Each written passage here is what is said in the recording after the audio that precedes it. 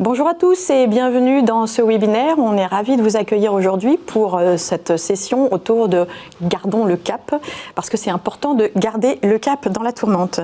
Donc pour ceux qui ne me connaissent pas, je suis Barbara Witt et je travaille au sein du groupe de communication Dentsu, particulièrement sur les enjeux de durabilité et de communication responsable, donc sur nos métiers du marketing et de la communication.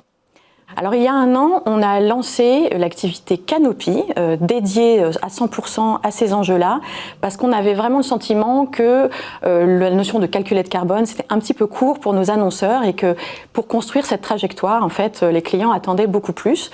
Donc ça, c'était il y a un an, tout début 2025, et je dois dire que les mois qui ont suivi nous ont bien challengés, avec notamment l'intégration dans notre vocabulaire d'un nouveau mot, backlash, que vous avez tous entendu, et quelques petits coups de froid aussi sur la réglementation. On a vécu un peu des montagnes russes émotionnelles, on va dire, sur les fonctions RSE. Et pourtant, et c'est l'objet de ce webinaire, on a pu constater que cette trajectoire et ce livre, en fait, en faveur de la transition, il s'écrivait tout de même que nos clients, ils étaient résolument engagés, certains même ont encore accéléré en 2025 par rapport à leur projet, un peu de résistance en fait par rapport à l'ambiance médiatique, et donc on voulait partager avec vous aujourd'hui ces résultats-là. Donc pour être très concret, on va laisser parler nos clients, mais je vais vous faire un rapide bilan de notre activité de ces 12 derniers mois. Donc Canopy a un an, je nous souhaite un joyeux anniversaire, et on a plutôt un bon bilan. Donc sur l'activité formation, qui est une des parties qu'on adresse aujourd'hui autour de la communication responsable, on a pu former plus de 300 personnes, et puis on a eu une petite victoire aussi administrative, on va dire, puisqu'on a été certifié Calliope en septembre 2025 pour être encore plus garant en fait d'un process qualité sur notre activité de formation. Et puis sur la mesure de l'empreinte carbone de la communication, c'est près, vous le voyez à l'écran, de 80 000 tonnes équivalent CO2 que nous avons pu mesurer. Donc on a beaucoup travaillé en fait pour les annonceurs et pour le monde de la communication. Tout ça a pu se faire grâce à 60 marques annonceurs engagées qui avaient besoin de prendre le pouls effectivement de leur communication. Et aujourd'hui, on a une base de données de plus de 2000 vagues testées. Ensuite, parce que la mesure finalement c'est le début de l'histoire, on va aussi vous donner quelques ordres de grandeur sur la réduction. Donc, je veux bien le deuxième slide s'il vous plaît. Sur la réduction, en fait, on va avoir deux grandes familles d'options à notre main. Ça va être d'abord travailler sur les assets créatifs et notamment en travaillant le poids des fichiers en fonction de l'écran sur lequel il va être reçu. On n'a pas forcément besoin de très gros fichiers quand on va faire par exemple du social media sur un petit écran mobile. Donc aujourd'hui on a des activités qui sont très bien gérées par les agences, notamment pour réduire les fichiers et notamment les fichiers vidéo qui sont très présents dans les plans médias. Et vous le voyez à l'écran également, c'est plus de 1200 tonnes équivalent CO2 qui ont pu être évitées grâce à ces solutions de compression. Sur la partie média, maintenant, la partie achat média et notamment tous les leviers numériques, vous savez qu'on a des vrais enjeux de sobriété numérique et aujourd'hui les challenges sont nombreux avec tous les algorithmes, etc. On sait aujourd'hui qu'en travaillant bien sa chaîne programmatique notamment, c'est 35% d'émissions de gaz à effet de serre que l'on peut éviter juste en adressant ces sujets-là. Et nous, on l'a pu l'observer très concrètement avec les annonceurs qui ont mis en place ces choses-là, puisque aujourd'hui, dans nos pool d'annonceurs, quand on fait un historique 2024 et qu'on le compare avec l'historique 2025, on a 12% d'intensité carbone en moins sur les plans médias. Donc là, c'est notre bilan à nous, mais c'est les derniers slides que vous allez voir pendant ce webinaire, puisque je vais laisser la parole à nos clients et je vais d'abord introduire une première table ronde qui s'appelle « Fédérer autour d'une communication responsable » et j'ai le plaisir d'accueillir pour cette table ronde François Guyez, qui est coordinateur média groupe pour les assurances Groupama, Bérangère Oran, qui est chef du pôle média du service d'information du gouvernement, elle va nous expliquer un peu ses fonctions, et Halima Nguyen, qui est mon alter ego chez Canopy.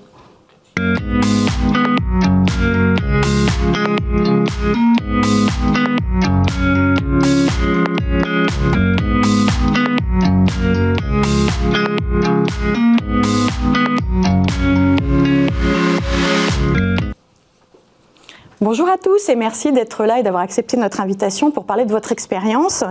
Donc on a suivi notamment Bérangère et François le travail de fond qui avait été mené dans vos organisations, donc on est super heureux que vous puissiez le partager avec nous aujourd'hui. Alors je vais commencer peut-être par quelques questions, je vais commencer par vous François. Est-ce que vous pouvez nous raconter déjà au sein de Groupama comment vous avez construit tout ce parcours autour de la communication responsable et puis aussi pourquoi c'était important pour vous? Alors, c'est à la fois une aventure qui est récente, on s'est lancé sur ce projet de la communication responsable il y a maintenant 3-4 ans à peu près. Puis j'ai l'impression que quand je me retourne, que c'est une histoire qui est super ancienne, parce que vu tout ce que l'on a enclenché, développé et mené à bien, ça a été un énorme projet. Ça démarre par une rencontre entre un directeur de la communication et une des dirigeantes du groupe Publicis qui lui dit « mais c'est pas normal que Groupama, le groupe, en tant qu'acteur mutualiste, ne soit pas davantage engagé dans la communication responsable » et on est arrivé à la signature du programme FAIR de Lyon des Marques en 2022. Une fois qu'on a dit ça, on s'est dit c'est super simple, sauf que le début de l'aventure commence évidemment et on s'est enclenché. Alors, ce qui nous a aussi beaucoup aidé, c'est que comme on est un groupe mutualiste, on a l'habitude de tout ce qui est travail collaboratif, groupe de travail, session d'embarquement, etc. Et on s'est lancé dans un premier temps dans un audit, déjà par rapport aux différents engagements et par rapport aux grandes thématiques du programme FAIR de Lyon des Marques. On s'est dit, qui est concerné exactement? Et là, on s'est rendu compte que finalement, il y avait à la fois pas mal de métiers, pas mal d'entreprises, pas mal de postes qui pouvaient être concernés. Donc là, on a commencé à se dire comment est-ce qu'on va embarquer le sujet. Si on est en position descendante, c'est sûr que ça ne marchera jamais. Encore une fois, cette culture collaborative nous a aussi énormément aidés. Donc on a commencé à créer des groupes de travail pour thématique par thématique, pour voir comment est-ce qu'on allait traiter le sujet et faire un point sur l'existant. Et là, on s'est rendu compte que finalement, il y avait déjà pas mal de choses qui étaient faites de manière un peu naturelle au sein du groupe Groupama. Et quand je précise le groupe Groupama, on est vraiment à la fois sur les marques Groupama et GAN, mais aussi sur toutes les filiales, Groupama GAN Vie, Groupama Immobilier, etc. Et tout ça au niveau national. Et donc, on s'était rendu compte qu'on faisait déjà pas mal de choses, mais qu'il nous manquait toujours la première marche, c'est-à-dire la mise en place de process, la mise en place de grilles de lecture ou d'analyse, un guide de la communication responsable. Donc on a continué nos 5 groupes de travail, puisqu'il y a 5 grandes thématiques au sein de ce programme FAIR, et on a créé un 6e groupe pour l'écriture d'un guide de la communication responsable. Donc on passe un certain nombre de mois à rassembler des preuves, à écrire des grilles, à écrire des process. Et il y a maintenant 1 an et demi à peu près, on a lancé le guide de la communication responsable qui recense finalement l'ensemble des bonnes pratiques, l'ensemble des bonnes règles. Donc c'est un guide qui est écrit de manière un peu simple, avec à chaque fois sur telle thématique, les règles à respecter, etc. etc. Et tout au long de ce parcours, alors scandé aussi par les reportings annuels de Lyon des Marques, reporting blanc, reporting officiel, etc., qui nous permettaient aussi de voir où est-ce qu'on en était, puisqu'il y a un système de notation. Alors même si l'objectif, ce n'était pas de viser une note, mais c'est aussi un élément de contrôle pour nous, pour savoir exactement comment est-ce qu'on se situe. Et pendant toute cette aventure, finalement, un des points qui était très important pour moi, c'est comment est-ce qu'on fait connaître notre activité et comment est-ce qu'on fait connaître ce projet en interne. Et ce qui nous a aidé, c'est qu'on a été assez tôt identifié par la direction durabilité comme une épreuve un peu tangible, une épreuve native de ce que l'on pouvait faire en communication. Et j'ai commencé un espèce de tour de différentes instances pour présenter le programme FAIR et comment est-ce qu'on avait écrit l'aventure.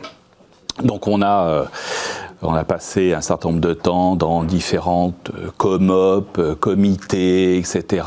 Et ce qui a permis justement, puisqu'il y avait notamment, j'ai présenté donc ce qu'on faisait, un comité durabilité, auquel participe le directeur général, etc. Donc ça a permis finalement d'arriver à porter le discours et de porter tout ce que l'on faisait à un certain niveau de l'entreprise.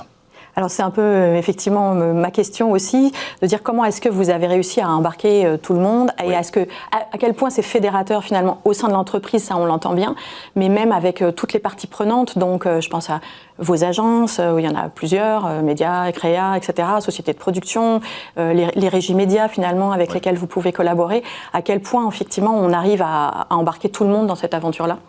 Alors, oui, donc on a embarqué les gens naturellement. Et là, on s'est rendu compte finalement que l'ensemble des collaborateurs, enfin l'ensemble des communicants étaient acquis à la cause. Donc ça a été assez simple finalement. J'étais assez surpris de voir que naturellement, les gens se disaient, bah oui, la communication responsable, il faut qu'on y aille. C'est quelque chose de naturel.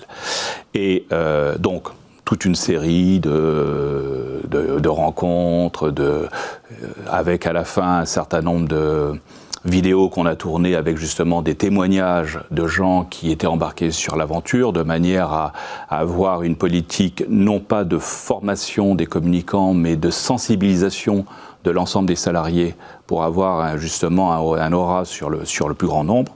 Et puis en effet, l'idée c'était d'embarquer aussi nos partenaires. Et là, on a fait un certain nombre de réunions avec nos agences créa, nos agences médias pour leur présenter le programme FAIR, pour leur présenter le guide de la communication responsable. Et il y a eu 2 grands chantiers finalement qui nous a permis de bien travailler avec nos partenaires. Le premier, c'était la volonté d'avoir une labellisation EcoProd pour nos tournages publicitaires. Donc on a mené avec Marcel, notre agence créa côté Groupama, et les 2 gros tournages que l'on a menés en 2025 nous ont permis d'être à la fois, les 2 fois, labellisés 2 étoiles EcoProd. Donc ça c'est plutôt, pour un lancement, on était plutôt assez contents. Et puis on s'est rendu compte aussi que c'est quelque chose que les annonceurs font pas forcément. Donc on était un peu pionniers sur le sujet. On a aussi été un peu témoin d'un certain nombre d'instances pour porter la bonne parole vis-à-vis d'autres annonceurs. Je suis intervenu sur des sujets comme audio d'écrire des films publicitaires, c'était facile, c'était pas cher et qu'il fallait le faire à tout prix, quoi. Voilà, donc ce genre de truc. Donc, côté créa, donc labellisation EcoProd, et puis côté média, là on a 2 grands chantiers. Le premier, c'est le calcul des émissions carbone de nos actions médias. Donc on travaille avec Dentsu justement sur le sujet. On a lancé tout ça sur 2025, donc là on attend les résultats sur l'année, et puis on va reconduire sur 2026. Et ça c'est le premier grand chantier. Le deuxième grand chantier, c'est en tant qu'entreprise citoyenne, comment est-ce que mes investissements servent aussi finalement au financement d'un certain nombre d'acteurs. Donc on a une volonté d'être un peu moins dépendant des GAMA, ça c'est le premier point, et puis une réflexion qui est sur comment est-ce que mes actions, notamment digitales, ont une empreinte carbone le plus faible possible, donc travail sur le poids de nos assets créatifs, travail sur toute la partie programmatique de manière à limiter un peu toutes les... Voilà. Donc ça c'est un peu le point que l'on a mené jusqu'à présent, et on continue évidemment à chaque fois qu'on rencontre les régies médias, leur poser la question c'est quoi votre engagement sur la communication responsable, c'est quoi votre engagement sur le poids de vos actions, etc., etc. Les plus grosses difficultés rencontrées, c'est très rapidement en fait les points qui étaient les plus difficiles en fait à adresser dans cette aventure-là. Curieusement, c'est ce que je disais, c'est qu'on a des gens qui sont naturellement engagés. Ce qui est le plus compliqué, c'est parce que des gens hostiles, j'en ai assez peu vu, et puis bon, c'est assez facile, bon, leur dire, on explique, machin, etc. Ce qui est le plus compliqué, c'est les gens qui sont un peu ventre mou, qui te disent « Ah, c'est génial ton truc » et qui ne bougent pas. Donc ça, c'est tout un travail de sensibilisation, machin, etc. Et le plus compliqué, c'est ce que je rencontre maintenant. C'est-à-dire que le programme a été signé donc en 2022, donc les 18 premiers mois, tout va bien, tout le monde travaille, le chantier avance bien, on a des rythmes de réunion, c'est parfait, etc. Maintenant, c'est comment est-ce que l'on continue à maintenir le feu sacré, puisque c'est quand même du boulot pour les gens, hein, c'est-à-dire que vous avez un certain nombre de gens, de réunions, etc. Et comment est-ce que je continue à maintenir le feu sacré et comment est-ce que je continue à mobiliser et motiver les gens?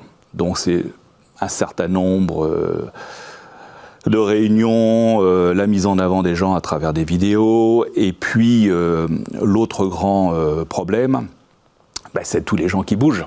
C'est normal. Donc, arriver sur une filiale où on avait quelqu'un qui était très sensibilisé, très motivé, et qui finalement part, et la personne qui arrive, il faut tout recommencer, tout remettre à zéro, etc. Ouais.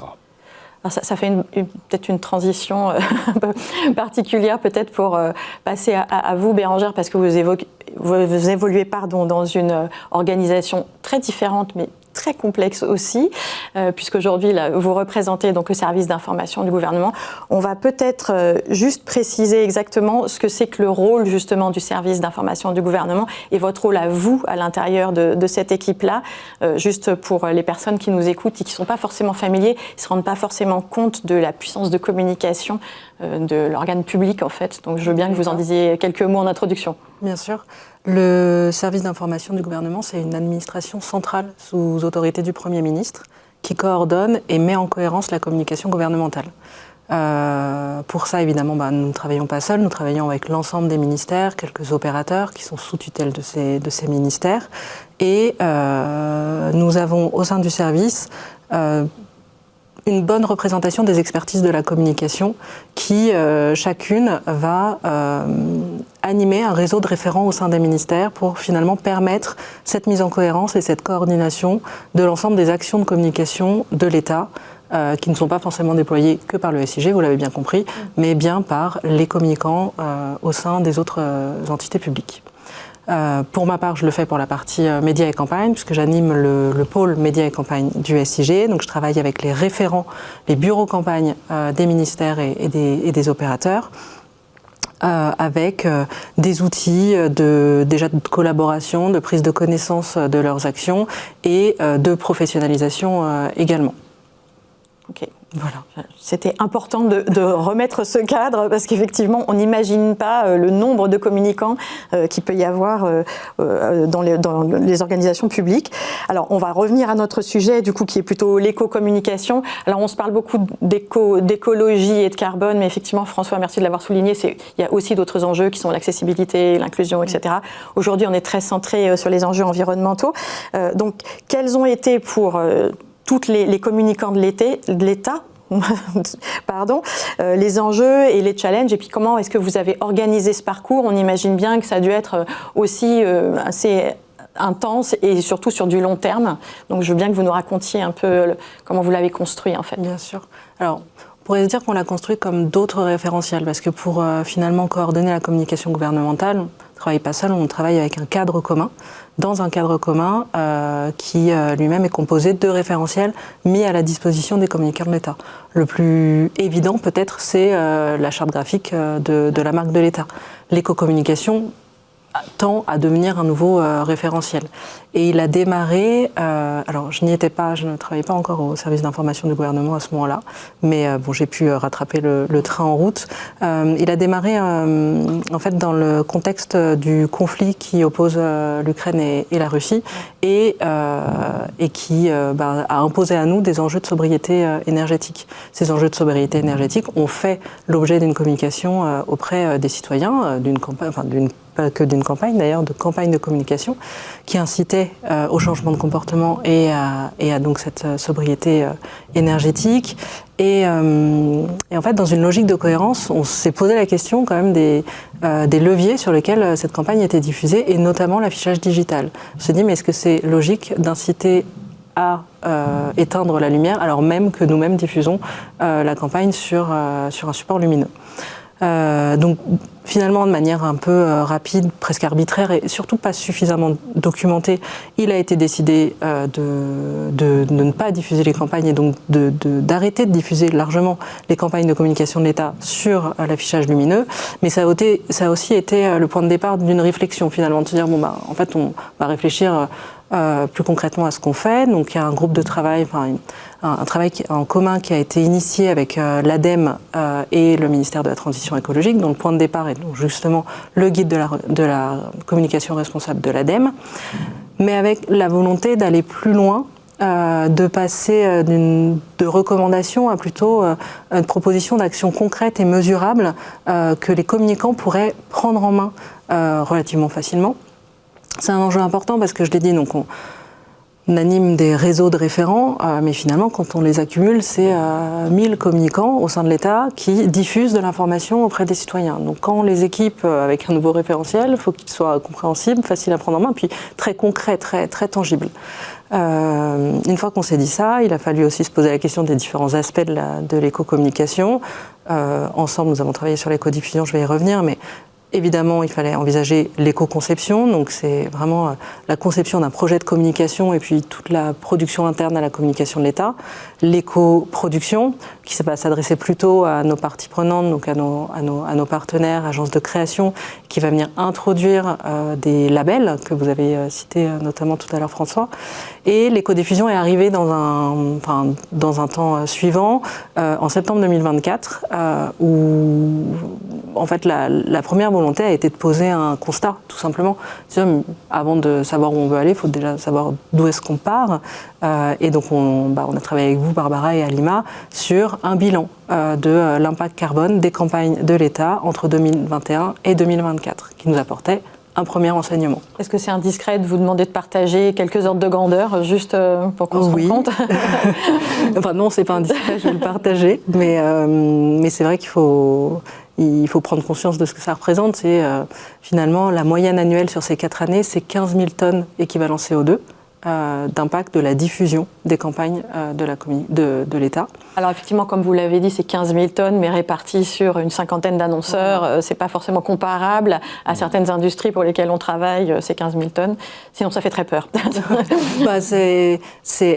Ça fait très peur et surtout, c'est un impact total qui embarque l'impact direct et l'impact indirect. Et c'est vrai que la première frustration qui est apparue, ça a été quand même de se dire il y a tout l'impact indirect dont on ne peut rien faire à notre niveau. En revanche, sur l'impact direct, on peut agir. Et le travail que vous avez fait pour ça a été très intéressant. C'est-à-dire que cette étude sur 4 ans, c'était finalement plus de 500 campagnes, multiplié par le nombre d'activations, c'est 1200 canaux que vous avez analysés. Et si on voulait en tirer quelque chose, il fallait quand même travailler sur des sous-groupes de campagnes. Donc vous nous avez proposé des sous-groupes de campagnes parce qu'elles se ressemblaient, le simplifier. Et pour chacun de ces sous-groupes, par une méthode statistique, vous avez identifié la campagne la plus représentative. Et pour ces campagnes-là, ces 15 campagnes, nous avons obtenu des bilans détaillés qui sont venus de fait nourrir les recommandations et les actions qui apparaissent dans la charte de l'éco-communication de l'État qui a été présentée 1 an après, en septembre 2025, au Forum des communicants. Et on est très fiers d'avoir participé. Merci d'en parler. Est-ce qu'il y a des choses qui, au moment de ces analyses et au moment où vous les avez partagées en fait, au sein des communicants, de vos instances qui réunissent les communicants de l'État, est-ce qu'il y a des choses qui ont été surpris justement et qui étaient étonnantes ou qui ont suscité le débat auprès de vos interlocuteurs? Alors, donc je l'ai évoqué évidemment, la part d'impact indirect. Il y a eu ce qui pourrait sembler des nano-phénomènes au sein de ce gros chiffre, c'est finalement l'impact de la radio tenant compte des autoradios. C'est tout bête, mais on s'est dit, oui, en effet, ça contribue. Non, ce qui encore nous perturbe presque, c'est le poids de l'impact du digital qui écrase tout en réalité. C'est-à-dire qu'on se dit, mais en fait, à quoi bon essayer justement de réduire l'impact de la radio alors même que le digital prend toute la place. Néanmoins, une fois qu'on s'est dit ça, ce qui était intéressant, c'est les schémas d'impact qui nous ont été détaillés et qui nous permettent en fait déjà de comprendre de manière très tangible comment est-ce que l'impact se crée et comment est-ce qu'on peut agir dessus en modifiant, en faisant évoluer en tout cas nos stratégies de communication. Merci, il y a beaucoup de choses à faire sur le numérique, effectivement, mais l'avantage étant que, justement, que c'est un peu plus dans nos mains, on va dire, et qu'on arrive à changer un peu nos façons de travailler. Merci à tous les deux, parce que vous avez eu des visions un peu complémentaires, mais on sent que l'énergie est la même, en fait, dans vos organisations. Je vais juste interviewer très rapidement Halima, qui a travaillé justement pour vous deux et sur ces analyses carbone que vous avez évoquées. Donc Halima, c'est un peu le cerveau de Canopy, il faut le dire. Donc elle travaille sur toute la veille sur les facteurs d'émission pour les mettre à jour et sur les modèles qui vont nous permettre de faire les calculateurs. Donc je voulais juste te poser la question à toi qui est vraiment les mains dedans. Qu'est-ce que tu perçois des attentes en fait des annonceurs aujourd'hui? On l'a un peu évoqué ici avec François et Bérangère, mais qu'est-ce que tu projettes, qu'est-ce que tu sens qu'il faut faire aujourd'hui en fait pour bien répondre à ces attentes? Oui, déjà, il y a eu beaucoup d'évolutions justement dans les attentes des annonceurs. Donc, au départ, quand j'ai commencé à travailler sur la mesure carbone des activations médias, on parlait souvent de calculette carbone. Donc, calculette carbone, c'est-à-dire qu'on fournissait un chiffre. Souvent, c'était pour les annonceurs qui avaient besoin de répondre à des obligations de reporting, avec notamment l'entrée en vigueur de la CSRD. Donc, finalement, on fournissait ce chiffre. Et ça leur permettait de se mettre en conformité. Donc du coup, très vite, cette approche, bien sûr, elle s'avère complètement limitée, parce que notamment pour nos annonceurs qui ont de vraies visions de transition, des vraies ambitions dans la transition écologique, finalement, on avait ce chiffre. Et qu'est-ce qu'on fait maintenant? Qu'est-ce qui se passe? Parce que le chiffre seul en lui-même, en fait, il n'explique rien. Il ne nous permet pas de comprendre ce qui se joue réellement dans les plans médias et ni d'agir concrètement derrière. Donc là, les annonceurs aujourd'hui, vraiment, ce qu'ils attendent de nous, c'est de leur fournir des leviers d'optimisation. Donc vraiment pas seulement un chiffre, il faut vraiment leur donner les clés en main pour prendre de meilleures décisions. Et c'est comme ça. En fait, c'est marrant parce que du coup, pour ma part, j'ai plus de 10 ans d'expérience aussi dans les indicateurs de performance marketing et je ressens vraiment les mêmes attentes aujourd'hui, c'est-à-dire que le chiffre, il ne doit pas être juste descriptif, on doit vraiment avoir une vision explicative pour avoir des actions concrètes à mettre en place derrière. Donc nous, c'est à partir de ce constat-là qu'on a aussi évolué, on a fait beaucoup évoluer notre offre vers vraiment une solution d'accompagnement qui va passer par notamment la formation des équipes. On les aide vraiment à comprendre, à s'approprier le sujet, à savoir qu'est-ce qui va émettre le plus de carbone, quels sont les leviers qui vont impacter, qu'est-ce qu'on peut faire, quel format, etc., quelles étapes effectivement de la diffusion, est-ce que l'impact carbone est au maximal et où est-ce qu'on va aller l'optimiser. Donc vraiment là, on est vraiment passé au début d'une logique d'un chiffre, où là une vision vraiment très explicative. Et là, la suite, c'est forcément une fois qu'on a les actions, c'est de pouvoir les suivre dans le temps. Donc la prochaine attente des annonceurs, c'est de disposer d'outils eux-mêmes qu'ils puissent s'approprier en interne. Des outils de pilotage. Voilà, des outils de pilotage qu'ils puissent s'approprier en interne et poursuivre l'évolution et de voir justement les effets des réductions des actions mises en place.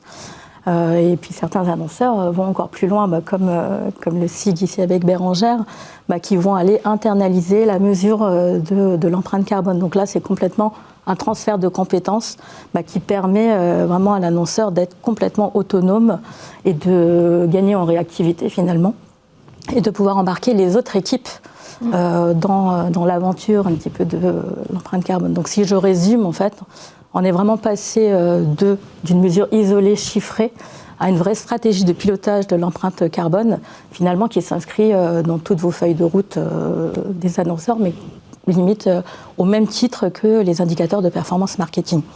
Alors j'aime bien le parallèle avec la performance marketing parce que d'un côté la performance marketing on incarne vraiment la notion de performance. On sait que le carbone quelque part c'est un peu une contre-performance parce que c'est un dommage collatéral. Est-ce que aujourd'hui on arrive à explorer des solutions qui permettent véritablement d'hybrider les deux objectifs, c'est-à-dire je maintiens ma performance marketing parce que j'ai des enjeux de communication tout en maîtrisant mon empreinte carbone, et qu'est-ce qui est exploré aujourd'hui pour combiner en fait tous ces indicateurs-là, parce que c'est pas toujours facile. Oui, justement, c'est vrai que ce parallèle, il est quand même assez important pour nous. Alors, nous qui venons du domaine du marketing et aussi de la côté responsabilité. L'idée, c'est vraiment de casser justement ce mythe d'opposition entre durabilité et performance. Parce que nous, on a la conviction que les deux peuvent très bien coexister ensemble. Et donc, ça se traduit par aujourd'hui, par exemple, intégrer ces indicateurs carbone dans les outils que les annonceurs ont déjà de suivi de performance. Comme ça nous permet vraiment de voir en parallèle à la fois les efforts qu'on a fait sur le carbone, mais aussi quel a été l'impact sur l'efficacité de la campagne. Le deuxième élément, c'est qu'on peut aussi avoir recours à des outils de simulation. C'est-à-dire qu'on va simuler l'impact carbone d'une campagne en amont. Là, ça nous aide dans le cas où il y a plusieurs scénarios à tester. Finalement, c'est un indicateur supplémentaire d'aide à la décision pour faire le bon choix au final. Et il y a quand même une dernière étape qui a été franchie fin 2024. Donc on a fait un long travail aussi avec les équipes expertes médias de Dentsu, où on a réussi à hybrider vraiment cette donnée média et la donnée carbone, qui nous permet, en gros, j'essaie de ne pas être trop technique, mais en gros, on arrive aujourd'hui à optimiser donc l'efficacité publicitaire à travers notre indicateur d'attention publicitaire et en même temps maîtriser l'impact carbone qui va être généré en même temps. Le sujet est vaste. Il y a effectivement, c'est vraiment une question qui intéresse toutes les équipes et effectivement aussi dans toute l'interprofession, les agences, les régies, etc. On est tous en train de réfléchir à la combinaison de ces indicateurs-là. Je vois qu'on est dans le timing. Est-ce qu'on peut juste essayer de se projeter avec une question générale à chacun et vous démarrez, le premier qui lève la main prend la parole, juste pour se projeter sur 2026, parce que j'introduisais avec cette notion de backlash, honnêtement, on entend toujours la même chose, ce début d'année, il y a toujours un peu ce discours-là. Vous êtes plutôt très engagé et très en route et vous êtes en train d'écrire votre histoire malgré tout. Comment est-ce que vous voyez 2026 ? C'est quoi les grands challenges de 2026 pour chacun d'entre vous sur ces sujets de durabilité ? Qui veut prendre la parole en premier ? Je peux y aller. Allez. Je le disais, finalement, on a créé un nouveau référentiel qu'on a présenté très récemment aux communicants de l'État. Désormais, il va falloir le faire utiliser par ces mêmes communicants, donc engager, impliquer tout notre réseau. Je pense que je vais pouvoir prendre conseil auprès de François, du coup. Et pour ça, l'enjeu le plus important que je vois, c'est de pouvoir objectiver en fait une baisse. On a un constat, on a des moyens, mais finalement, on est tellement de communicants que comment est-ce qu'on va réussir à objectiver une baisse qui sera demain dans les mains de toutes les personnes qui font la communication de l'État et qui prennent des décisions. François ? Oui, moi c'est plutôt sur les enjeux à venir de la communication responsable en 2026 et au-delà, c'est-à-dire qu'il y a encore quelques temps, je disais, les entreprises ont le choix d'aller ou non vers une communication responsable, sauf que je mettais aussi en parallèle le fait que les consommateurs sont de plus en plus exigeants vers une communication responsable. Donc aujourd'hui, il y a un choix, demain, ça sera plus un choix, ça sera obligatoire finalement. Je me demande si ce point est toujours vrai, c'est-à-dire qu'on a affaire de plus en plus à des contradictions, c'est-à-dire qu'il y a du consommateur qui dit « je veux que les entreprises soient plus responsables », et ce même consommateur va acheter, alors je ne vais pas citer la marque, mais une marque chinoise dont on parle beaucoup en ce moment, etc. Et je me dis, comment ça va se passer sur les prochaines années vers toutes ces entreprises qui sont embarquées de plus en plus vers une communication responsable, et c'est quand même très très exigeant, et c'est contraignant, etc. Et comment est-ce que le consommateur va finalement répondre à cette évolution ? Oui, c'est vrai que c'est un vrai sujet aussi. Oui. Voilà. Et si j'ai un seul vœu, c'est que finalement, tout ce que l'on fait, à un moment donné, on n'ait plus de projet autour de ça, parce que ça voudrait dire que la communication responsable sera devenue native et ne sera plus un sujet, parce que totalement embarqué. Embarqué, absolument. Hope so. Alima, est-ce que tu as un point de vue aussi peut-être un peu plus analytique ? Oui, je pense qu'on ne peut pas ne pas en parler aujourd'hui. C'est vraiment l'IA en fait qui s'invite dans les médias, dans les méthodes d'achat d'espace. Et un petit peu l'enjeu, ça va être vraiment de savoir aujourd'hui si cette IA va être seulement un multiplicateur d'efficacité ou alors est-ce qu'on va réussir à s'en servir comme un levier de sobriété. Donc voilà, c'est vraiment... C'est possible aussi, après tout. C'est possible, il faut y croire, mais bon, voilà, c'est sobriété contre multiplication des volumes et malheureusement peut-être de l'empreinte. Mais c'est vrai que c'est un sujet à surveiller vraiment dans les années à venir. L'IA s'invite dans la publicité et la publicité s'invite dans l'IA. Depuis quelques jours, on en entend parler aussi. Merci beaucoup à tous les trois pour cette première table ronde. C'était hyper intéressant et hyper riche. Je vais vous libérer et pour accueillir notre deuxième table ronde, là on va faire un pas de côté et se parler organisation marketing et reporting RSE, et j'ai le plaisir d'accueillir Estelle Lenoé, Estelle Ménager et Federica Del Fiume.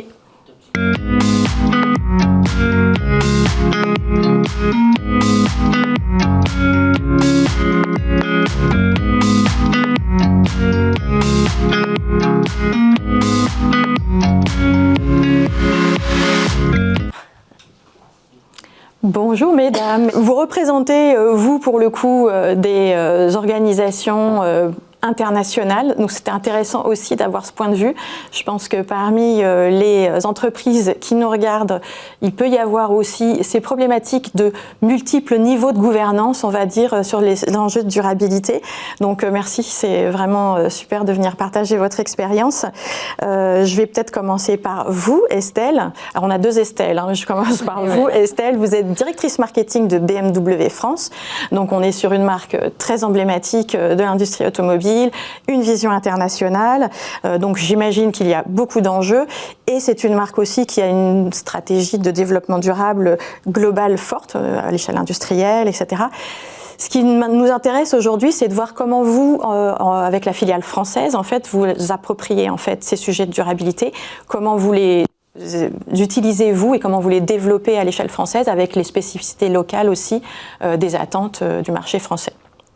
Bonjour déjà à tous et puis merci pour l'invitation.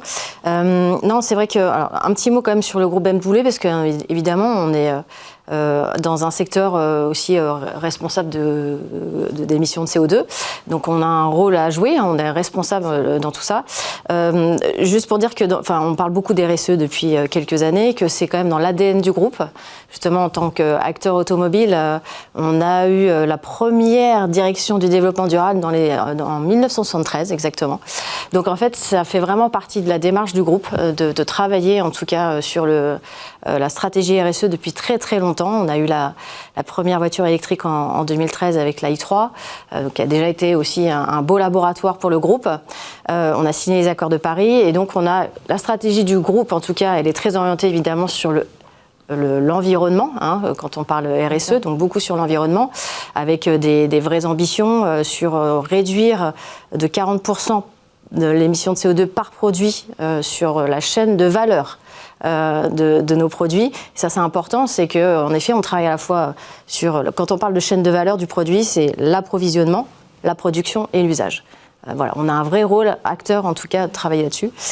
Deuxième chose, c'est aussi travailler justement sur de réduire, de mettre 50% en tout cas de matières secondaires dans nos véhicules. Et puis la dernière chose, c'est de contribuer fortement à la neutralité carbone aussi. Voilà. Donc voilà, mais en tout cas, voilà, comme vous le disiez tout à l'heure, on est nous une filiale en France. Donc le groupe a cette stratégie. Mais en filiale, du coup, on a décliné cette stratégie. Déjà, on a mis des référents RSE en place depuis quelques années. On a mis une vraie gouvernance, donc référent RSE. Du coup, Estelle pourra en parler tout à l'heure. On a mis un comité exécutif RSE aussi, puisqu'on a donc 4 entités dans le groupe. On a BMW France, BMW Financial Services, donc tout ce qui est service banque, Alphabet qui est le loueur, et on a BMW Distribution qui est notre filiale de distribution. Donc les 4 CEO ont un comité exécutif pour driver au niveau du groupe. Et puis on a des comités RSE opérationnels où participent en fait tous les référents. Donc on a une vraie gouvernance autour de la RSE. On a depuis, donc en 2023, on a commencé et on a eu les chiffres en 2024, mais notre bilan carbone de toutes les entités. Confondus partout en France. On a aussi des sites à Miramas et à Strasbourg. Donc on a mis en place ce bilan carbone. Et à partir de là, on a décliné notre stratégie climat. qui, vous doutez bien aussi, repose beaucoup sur l'environnement. Hein, parce que quand on parle ESG, on est, nous, aussi, en tant qu'acteur automobile, beaucoup sur le E. Sur le social, on est très actif aussi sur la parité, l'inclusion, etc. On fait beaucoup de choses et on pourra en parler aussi tout à l'heure. Et le G, évidemment, sur la gouvernance, on veut être un acteur responsable aussi dans le RSE et avec, comment dire, répondre à toute la réglementation et avoir une belle empreinte aussi territoriale aussi en France. Mais sur la partie environnement, notre bilan carbone et donc la stratégie climat, on a pu du coup initier 4 grands piliers pour activer. Un, c'est l'énergie de tous nos bâtiments. On sait que voilà, là-dessus, on a du potentiel d'ici 2030.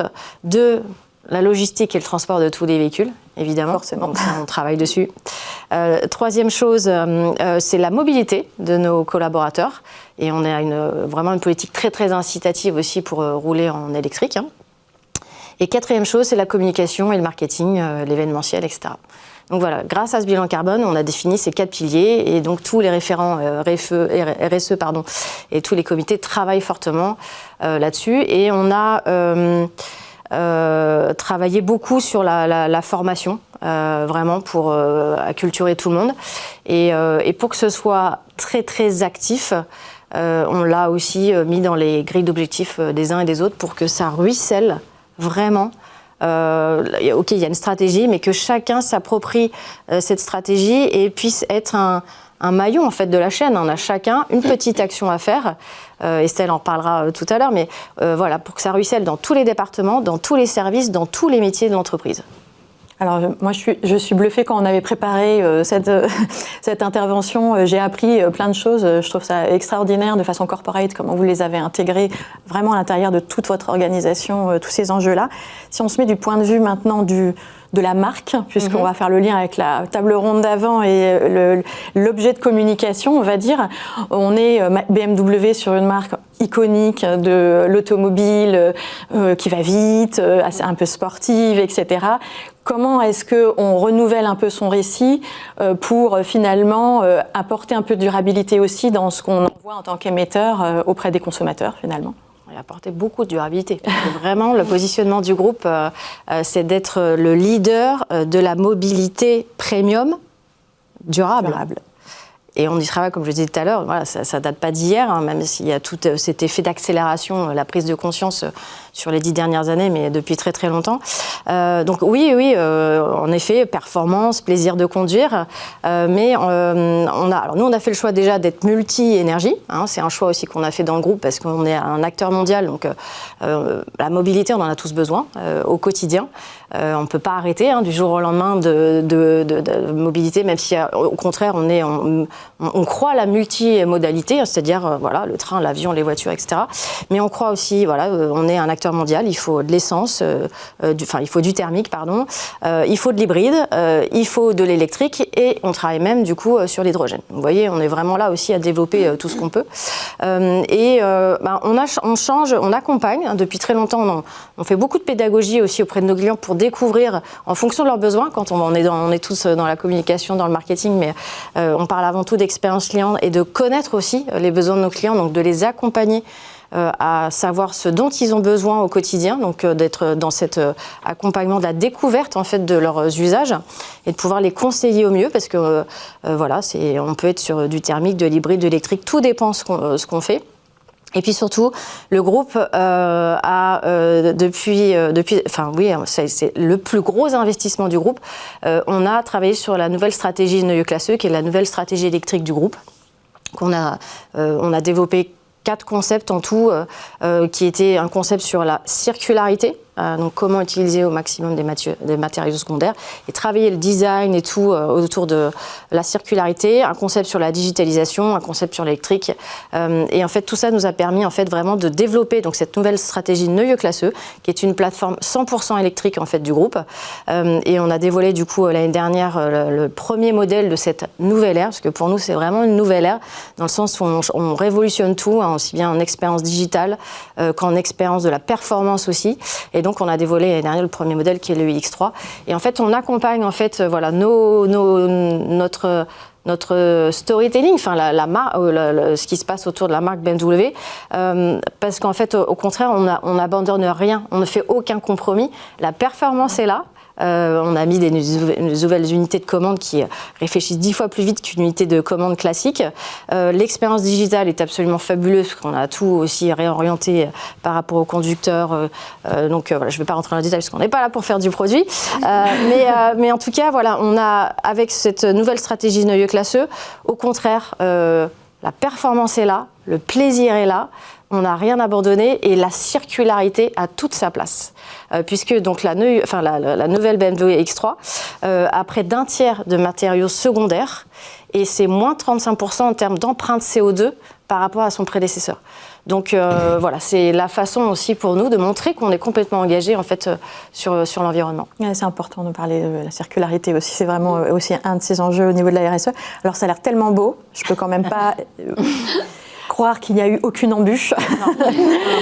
Donc, est-ce qu'il y a eu quand même des difficultés particulières, enfin, dont vous pouvez parler, mais qu'est-ce qui a été vraiment aussi des points un petit peu de clivage dans cette...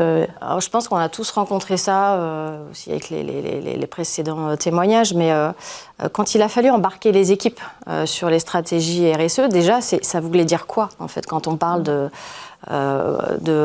craintes autour du climat, de la diversité, etc. Déjà, en fait, c'est de pouvoir faire beaucoup d'acculturation. Donc, il y a eu quand même une très grosse phase de former, d'expliquer, et surtout les leviers. Hein. Donc, voilà, on a engagé beaucoup de moyens, d'efforts, tous ensemble, avec la direction des ressources humaines et toutes les directions, pour former. Donc, vraiment, on a la chance, enfin, je pense que voilà, tous les collaborateurs BMW, on a été formés à la fresque du climat, à la fresque de la diversité, qu'on est en train aussi la fresque de climat depuis très longtemps, la fresque du numérique, la fresque donc de la diversité, ce qui permet en fait de prendre conscience tous en fait, parce que oui, on entend des choses, on a des brides, mais c'est un moment comment je le rends concret, comment je le rends tangible, et après comment moi j'ai une action en fait, à la fois en tant que consommateur. Réduction de manger de la viande rouge, des choses comme ça. Donc dans notre quotidien, de venir en vélo plutôt qu'en voiture, même si on est constructeur automobile, on promeut aussi ce type de transport, au contraire. Et voilà, donc ça a été d'investir énormément de temps au début pour l'acculturation, la prise de conscience et comment je pouvais être acteur, moi, en tant que citoyen, mais aussi en tant que collaborateur BMW. Voilà, et enfin voilà, ça pour moi c'était le plus gros enjeu en fait. Donc c'est vraiment une aventure d'équipe. Donc c'est... Oui, il y avait beaucoup de partage, beaucoup de plaisir à faire ça ensemble, parce qu'encore une fois, c'est aussi des partages d'équipe. Hein, quand on fait une fresque du climat, une fresque de la diversité, on découvre des choses, mais en même temps on partage, on débat. Ouais, c'est une belle aventure. C'est une belle aventure, et puis du coup ça transpire au quotidien maintenant dans nos actions. Encore une fois, je pense que Estelle reviendra dessus, parce que c'est quand on dit tout ça, on a envie de concret aussi, mais voilà, on en parlera, mais... C'est la preuve vivante, Estelle, qui est là, la preuve vivante de ce ruissellement, effectivement, dans les équipes, puisque, Estelle, vous avez ce statut de référente RSE marketing qui vient s'ajouter à votre rôle.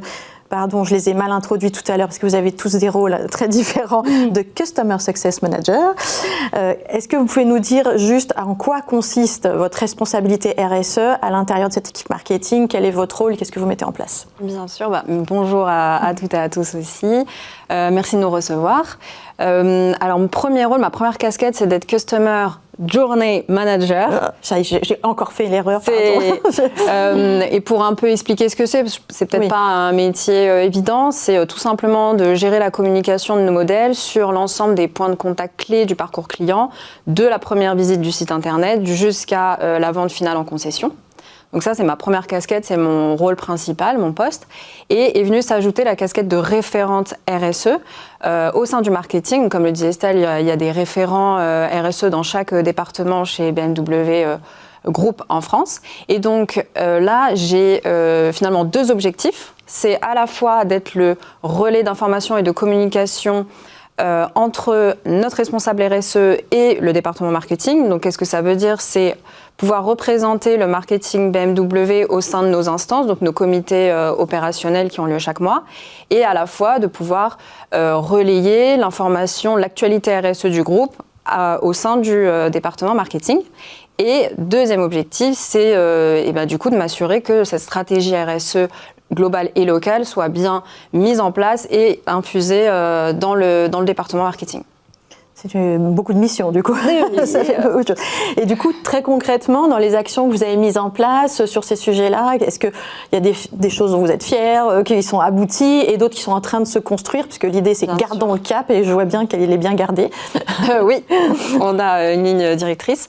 Je voulais vous partager plusieurs effectivement réalisations qui ont été faites au marketing. Alors, sur 3 leviers, à la fois la communication, la publicité, l'événementiel et aussi une partie transverse finalement qui va regrouper et la partie communication et la partie événementielle. Donc si je vous parle d'abord de la partie communication pub, on a arrêté déjà il y a un certain nombre d'années les brochures papier, les flyers papier. On a signé le contrat climat.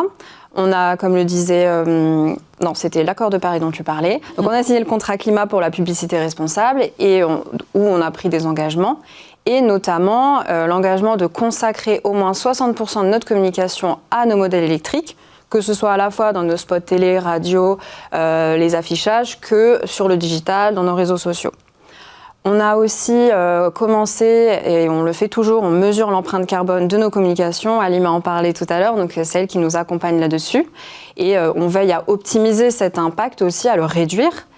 Et puis, on a aussi, donc Estelle parlait du fait que BMW travaille sur l'ensemble de la chaîne de valeur, l'ensemble du cycle de vie de nos produits. Et donc, sur notre site internet et sur My BMW App, notre application, on a justement ces analyses de cycle de vie de nos produits qu'on appelle le BMW Vehicle Footprint. Donc ça pour la partie communication. Pour la partie événementielle, ça c'est une très belle réalisation et un beau travail d'équipe, puisque toutes les équipes BMW, Mini, BMW Motorrad et les ressources humaines ont travaillé ensemble pour créer une charte événementielle responsable qui est aujourd'hui mise en place dans nos événements.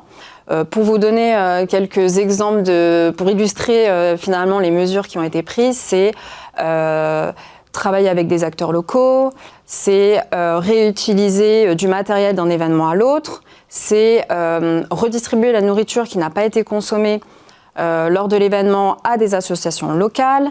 C'est aussi privilégier le covoiturage pour les équipes qui se déplacent sur les événements, laver les véhicules à sec. Je dois oublier certaines choses, mais voilà. Mais je pense que quand on en fait beaucoup, il y en a pas mal. Il y a toute une liste, mais ça permet déjà de se rendre compte de ce qui est fait. Et puis sur la partie plus transverse, on a souhaité s'engager dans le programme FAIR de l'Union des marques pour justement continuer notre démarche et enrichir notre plan d'action autour de la communication responsable.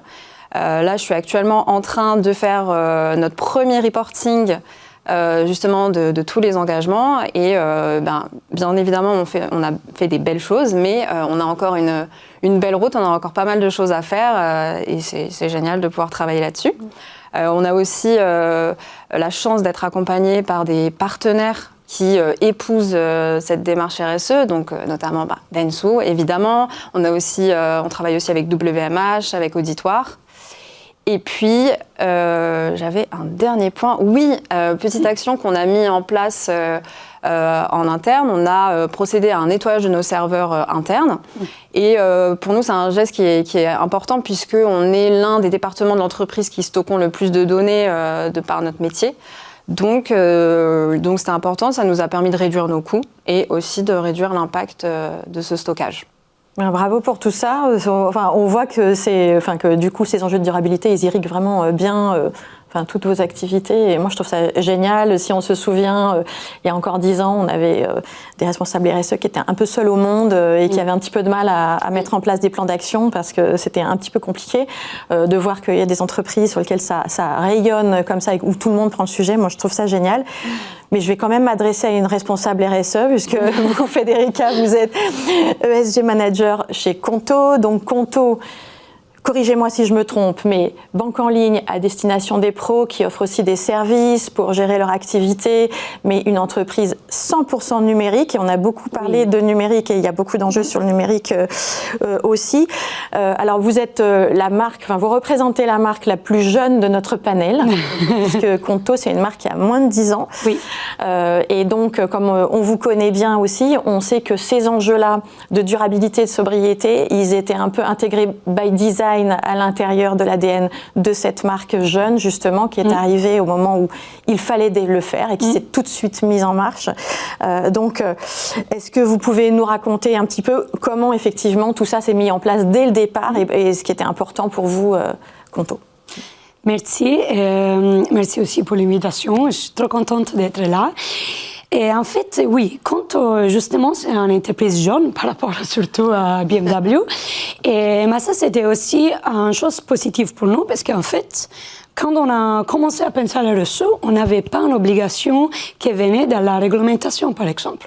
Nous, on était un peu plus libre, on va dire. On a commencé vraiment à dire, OK, qu'est-ce qu'on peut faire, nous, comme petit acteur? Parce que quand même, on est un... Oui, maintenant, après 8 ans d'activité, on est une entreprise française, mais basée quand même dans 8 pays dans l'Union européenne. Mais quand même, on est quand même une entreprise petite.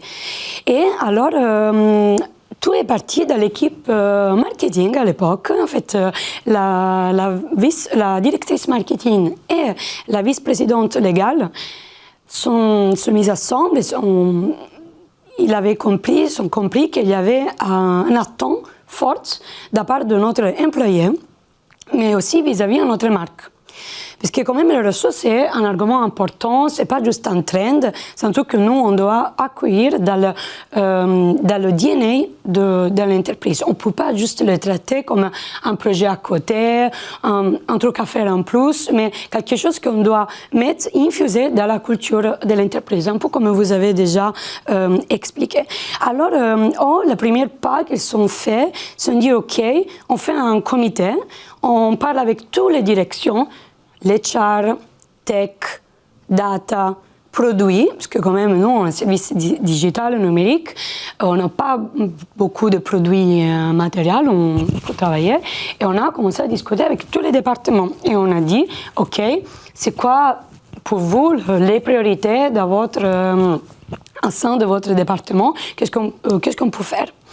Ça, c'était un premier pas, mais aussi, on a commencé à infuser la culture de l'RSE dans l'entreprise. On a commencé à faire des fresques du climat, fresques de la diversité.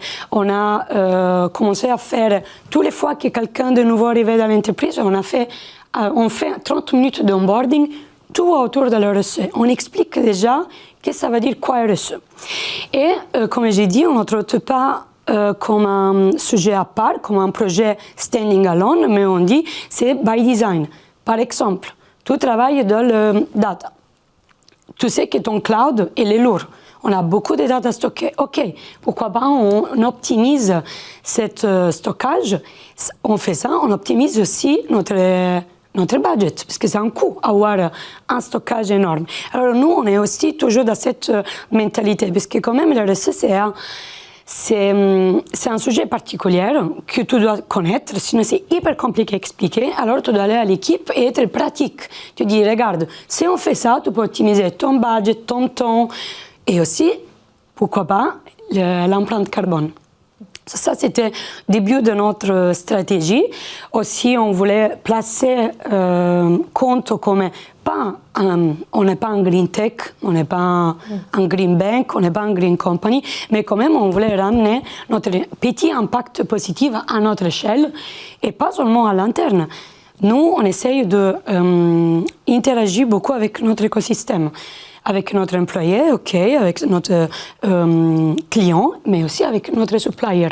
On a mis en place, pour expliquer un peu, 5 piliers où on est très concentré sur ça. On a le pilier climat, surtout qu'est-ce qu'est l'empreinte carbone, on comprend comment on fait notre carte de crédit, le packaging pour les cartes de crédit, circular economy, dans notre petite échelle, parce que nous, on n'a pas forcément beaucoup de circular economy à faire.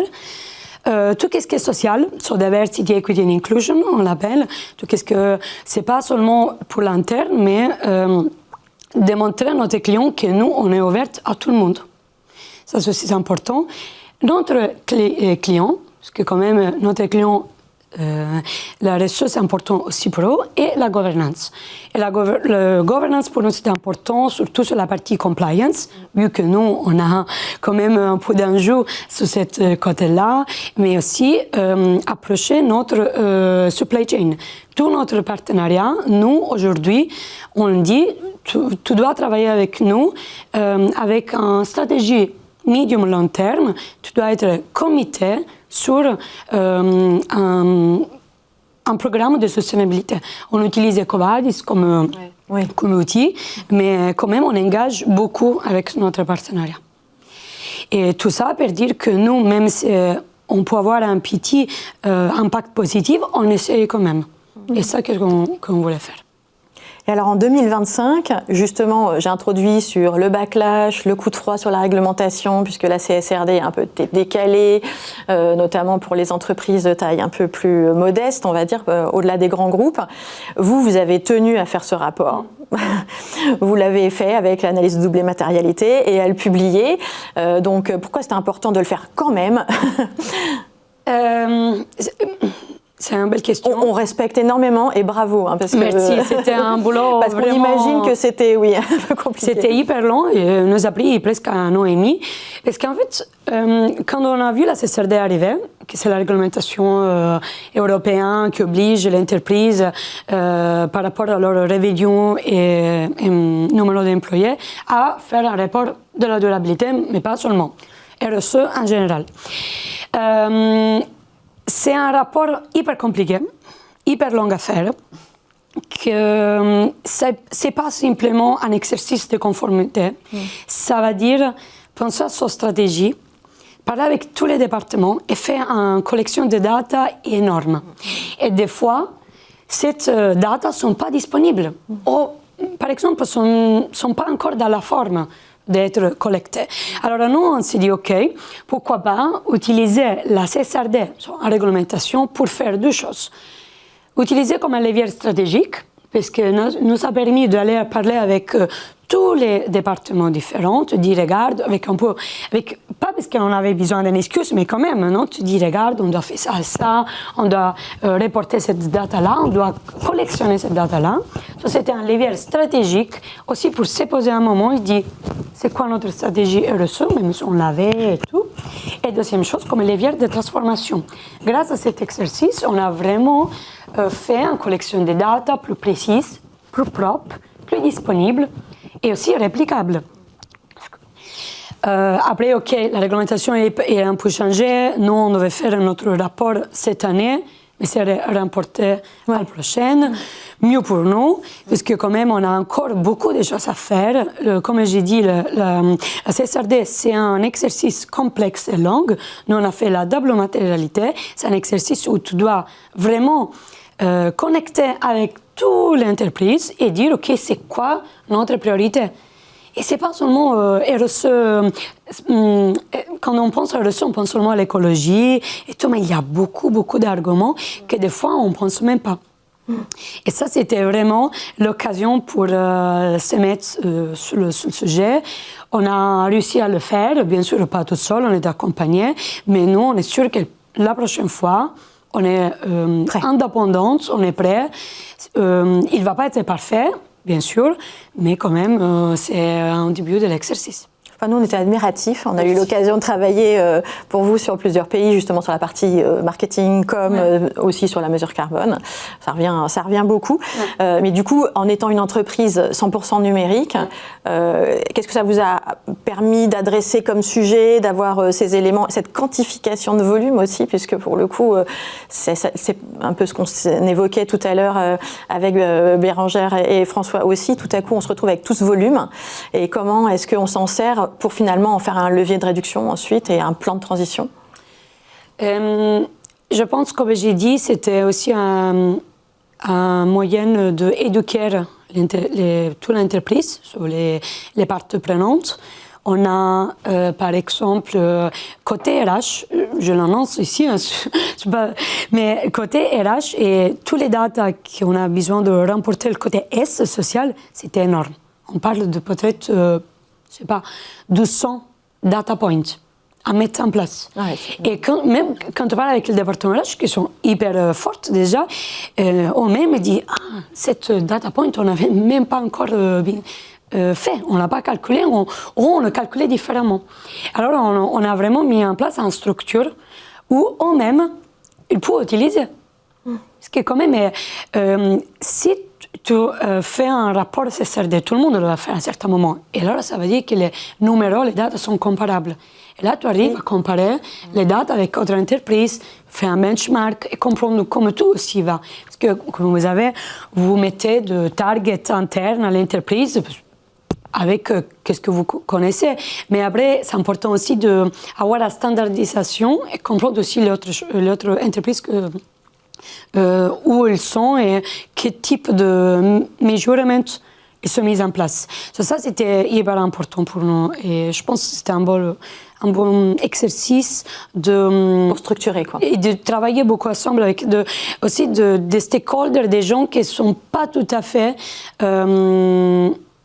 impactés pour le RSE. On a vraiment parlé avec beaucoup de gens qui avant, ce n'était pas forcément dans le sujet. C'était vraiment un bon levier pour faire tout. Ouais. Merci beaucoup pour cette transparence. Merci à toutes les trois. On a un tout petit peu dépassé, mais on va conclure quand même avec, de la même façon, une question sur projection 2026. Là, pour le coup, quelles sont pour vous, on sort un peu de la communication, mais à l'échelle plutôt de l'entreprise, un point de vue plus corporate, etc. Pour vous, quels vont être les grands défis de 2026 sur ces sujets de durabilité dans l'entreprise, en fait, et comment on se les approprie? Là aussi, micro libre, commence qui veut. Ça a été dit tout à l'heure, mais déjà, la continuité. Parce qu'il faut durer sur, c'est sur un la sujet durée. partout. Et ça a été dit aussi tout à l'heure, mais l'IA, en fait, on parle, on essaye tous de mesurer l'empreinte carbone, mesurer plein de choses. Les data points côté. Mais du coup, l'IA, on veut tous mettre en place. Déjà, comment faire en sorte qu'elle soit le plus responsable possible. Et deux, comment on va mesurer l'impact, en fait, de l'usage de l'IA. On sait qu'aujourd'hui, c'est quasi catastrophique en termes de consommation de données, consommation d'eau, etc. Donc, comment on va mesurer ça demain dans des bilans carbone, etc. quoi. Ça, pour moi, c'est une vraie question là-dessus. Oui, à l'échelle des agences aussi. On est un petit peu fébrile. On compte sur vous pour calculer. On travaille. Et oui, je veux bien prendre la suite. Je rejoins ce que dit Estelle sur la continuité, ce qu'ont dit aussi les autres intervenants. Je suis 100% alignée. Moi, je pense à un sujet plus social qui me tient particulièrement à cœur. C'est aujourd'hui, on parle beaucoup de performance, d'agilité, d'innovation, d'efficacité. Et moi, je me pose la question de comment on va réussir à préserver la santé mentale des employés tout en étant productif. Comment allier les deux sans sacrifier l'un et l'autre? C'est à la fois, pour moi, un enjeu de performance durable, un enjeu de santé au travail aussi. Parce que tous ces enjeux de productivité, de compétitivité, ça peut engendrer une surcharge cognitive, la fatigue mentale et autre chose. Donc pour moi, c'est un vrai enjeu qui est déjà pris en compte, je le vois, mais qui doit continuer à être... C'est intéressant que vous l'évoquiez. C'est une grande cause nationale, d'ailleurs. Eh oui, oui. Federica? Je suis d'accord avec tous les points, mais pour moi, la challenge aussi un peu personnel que j'ai, tu as parlé des backlash avant, et nous, dans notre milieu, on le sent beaucoup, ces backlash. Et moi, j'ai dit une chose, on ne doit pas s'arrêter maintenant. On doit continuer, on doit être fier de travailler sur ces sujets-là, on doit la rapporter quand même, on ne doit pas laisser que ça devienne un mode qui après est dépassé. On ne peut pas faire ça, parce que sinon, on revient 20 ans derrière et après, ça est hyper compliqué à reprendre ce sujet-là. On doit continuer même si on est en contre-tendance. Et ça, c'est pour moi un challenge avec mes suppliers, avec mes investisseurs, avec mes clients, avec tout. Je m'en fous que c'est un backlash. Moi, je le dis et j'espère que si vous laissez pas la main sur ce sujet, parce que c'est important, on doit continuer et on doit démontrer qu'on peut avoir tout à fait la réseau et la rentabilité, la long terme, parce que sans ce réseau, on n'a pas la durabilité. Et que c'est important. Ça, c'est Merci mon beaucoup. défi. Merci beaucoup. De performance durable. Enfin, voilà, C'est ça. on est tous d'accord là-dessus. C'est ça. Performance durable. Vraiment, merci 1000 fois à vous trois et également au plateau précédent d'être venu là. C'est le plus bel anniversaire que je pouvais avoir vraiment sur notre activité. Et on était vraiment contents de pouvoir montrer aussi au marché, aux personnes qui ont pu s'inscrire à ce webinaire, qu'on gardait le cap et qu'on était nombreux à le faire et que, voire, on accélérait et que c'était de plus en plus exigeant. Donc vraiment, encore merci à vous. Et puis, je vais rendre l'antenne. Je ne sais pas s'il faut que je fasse coucou au studio. Et je vous souhaite à tous un excellent week-end par avance. Merci de nous avoir suivis. Merci. Merci.